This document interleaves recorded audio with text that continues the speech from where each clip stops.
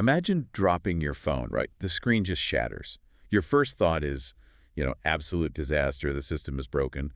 But what if that shattered screen was actually like an alert trying to save you from a completely stagnant life? Right. It sounds totally counterintuitive. Yeah, but okay, let's unpack this. Today's deep dive is an exploration into this wild text called the Tractate on the Bent Grid and this concept of the Printmaker's deck.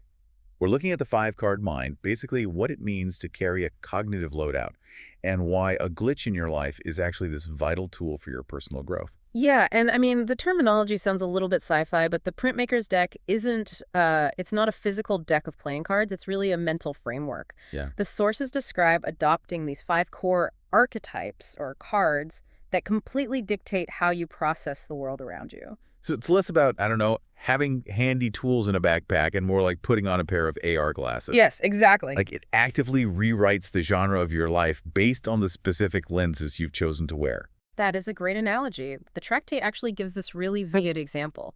So say you walk into a crowded room, let's just call it the tavern. If your mental loadout includes the Sparks card and, say, the Hacker's Tarot, you aren't just seeing people drinking. Right, you're looking for patterns. Exactly.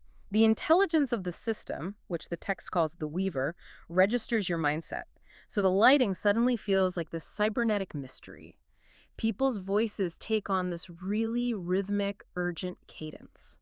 Wait, so is the physical room actually changing, or is this just like confirmation bias on steroids? Oh, it's definitely the latter, but it's so intense that it feels like the former. You literally wear your reality like a lens. Because you're primed to solve a puzzle, your brain just filters out all the mundane stuff. Oh, wow. Yeah, and it amplifies anything that looks like a clue.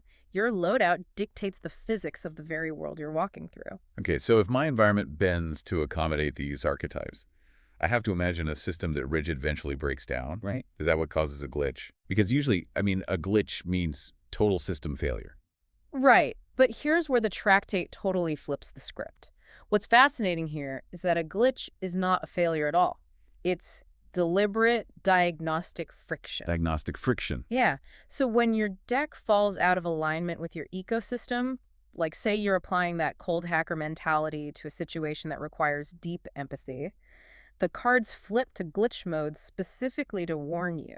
Oh, so it's not the system breaking down. It's like an alert system for your soul. Exactly. It's a built-in mechanism warning you of your own decay. Okay.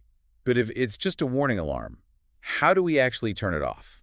Like, how do we return to that harmonious flow state they call the hum? Well, let's look at one of the archetypes. You brought up Ada the librarian earlier, right? Yeah, Ada stood out to me. So Ada represents the curation of data. If you pull her card in the glitch position, you experience what they call a logic leak. This happens when you're just hoarding knowledge and indexing your problems rather than actually living them. Oh, so you obsess over categorizing the world just to feel safe. Exactly. It's like trying to debug a sunset instead of just, watching it.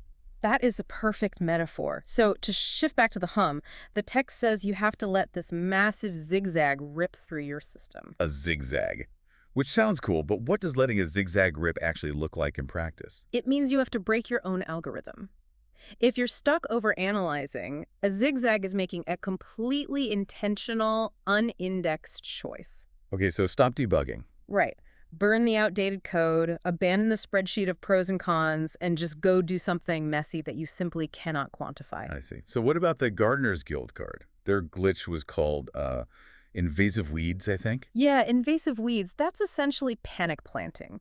You're in a barren environment, maybe a really tough job, and you're desperately forcing growth where the soil just isn't ready. You burn yourself out trying to cultivate life entirely by yourself. Oh, wow. So what does this all mean for someone who is actually experiencing that panic? How do you get back to the hum in that scenario? You have to step back and prune the dead weight. The mechanism to fix this is plugging into a collaborative network. You have to stop trying to force the harvest alone and let the ecosystem help you. So curing a glitch always requires like authentic, vulnerable action. Yeah. Not just obsessing over the data. Precisely. Which completely changes how we view every single obstacle in our lives. But I have to say, there's one last concept in the Tractate that absolutely melted my brain. The extracellular waterfall stuff? Yes. That and teleological NPCs. Right, okay. So teleology is the explanation of phenomena by the purpose they serve, not their causes. The text proposes that when you interact with highly evolved obstacles in this space, they aren't just reacting to your past inputs. Right, so they aren't looking backward at what you just did. No. They are computing their responses based on a fixed future state they actually need you to achieve.